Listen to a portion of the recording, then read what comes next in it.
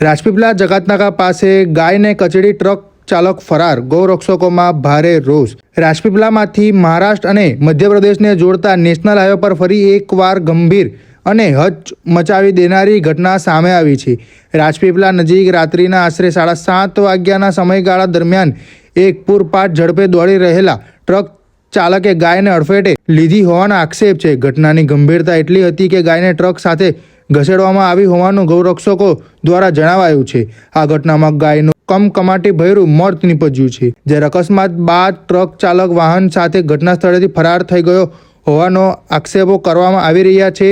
રાજપીપળાથી મહારાષ્ટ્ર અને મધ્યપ્રદેશ તરફ જતા નેશનલ હાઈવે પર રેતીના ડમ્પરો સહિતના ભારે વાહનો બેફામ ઝડપે દોડતા હોવાની ફરિયાદો અવારનવાર સામે આવતી રહે છે। સ્થાનિકોના જણાવ્યા અનુસાર આ માર્ગ પર ભારે વાહનોની બેફામ દોડ અને ઝડપના કારણે અકસ્માતના બનાવો સતત બની રહ્યા છે। આ ઘટના અંગે ગૌરક્ષકોને જાણ થતાં તેઓ ઘટના સ્થળે પહોંચ્યા હતા। ગાયનું આ રીતે મોત થતાં ગૌરક્ષકોમાં ભારે રોષ જોવા મળ્યો હતો અને આગળની કાર્યવાહી હાથ ધરી હતી। ગૌરક્ષકોનું કહેવું છે કે પશુ માલિકોને અમે નમ્ર વિનંતી કરીએ છીએ કે જો તમે પશુઓને છૂટા રાખતા હોવ તો તેમની જવાબદારી પણ લો। પશુઓને રસ્તા પર છોડી દેવા અને તેમની સુરક્ષા અંગે બેદરકારી રાખવી યોગ્ય નથી। ગૌરક્ષકો દ્વારા પશુ માલિકોને અપીલ કરવામાં આવી છે કે તેઓ પોતાના પશુઓને સમયસર બાંધે અને તેમની યોગ્ય રીતે સંભાળ રાખે। વહીવટી તંત્ર સામે પણ સવાલો ઉઠાવ્યા છે। ગૌરક્ષકોનું કહેવું છે કે નગરપાલિકા દ્વારા રખડતા પશુઓને પકડવા માટેની ગાડીઓ નિયમિત ઉપયોગ થવો જોઈએ। જો સમયાંતરે રખડતા પશુઓને સુરક્ષિત સ્થળે ખસેડવામાં આવે તો આવા મૂંગા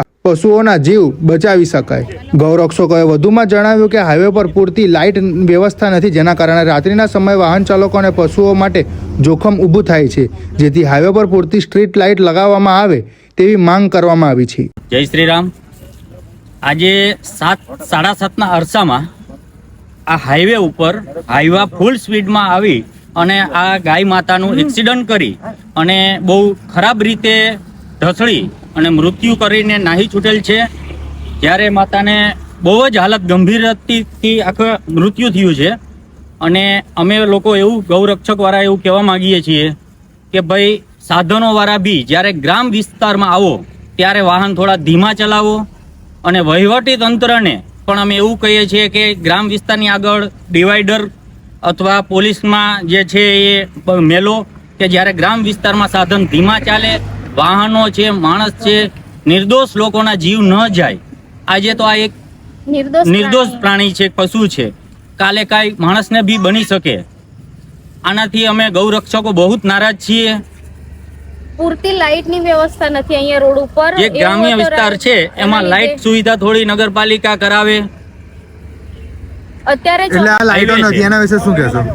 મુખ્ય માર્ગની જે સિસ્ટમ છે એ ગામની અંદર હાઈવા અત્યારે પ્રવેશ નથી કરવા દેવાના કારણોસર હાઈવા વાળા અત્યારે ફૂલ સ્પીડમાં ભાગવાથી આવા અકસ્માતો બને છે। માંગ એ છે કે જે ટ્રક છે, કોઈ મોટા સાધનો છે એ જ્યારે ગ્રામ્ય વિસ્તાર શરૂ થાય તો અહીંયા ધીરે ચલાવે એવી અમારી નમ્ર વિનંતી છે। નગરપાલિકાને અમારી એવી વિનંતી છે કે ભાઈ લાઇટ, સ્ટ્રીટ લાઇટ જે આપણામાં આવતું હોય એ અંજવાળું કરાવો અને પશુપાલકો જે રાખે છે એ લોકોને અમારી નમ્ર વિનંતી છે કે તમારા પશુપાલનને ઘરે બાંધી રાખો અથવા સાંજ પડે ઘરે અંદર સુરક્ષિત જગ્યાએ રાખો કે જે કરીને આવા અકસ્માતો ન બને। આજે અમને લોકોને જાણ થઈ છે અને અમે લોકો આવ્યા છીએ, પણ અમને બહુ જ દુઃખ થાય છે કે આ કમકમાટી ભર્યું મોત કોઈ બી જીવનું જાય એ સારું ન કહેવાય। અને હવે અમે બસ આ જોઈ શકો છો તમે એ પ્રમાણે ગાયને દફન વિધિ કરીશું અમારા રીતે અને આ કરીએ છીએ। રેનીશ પટેલ, રાજપીપળા।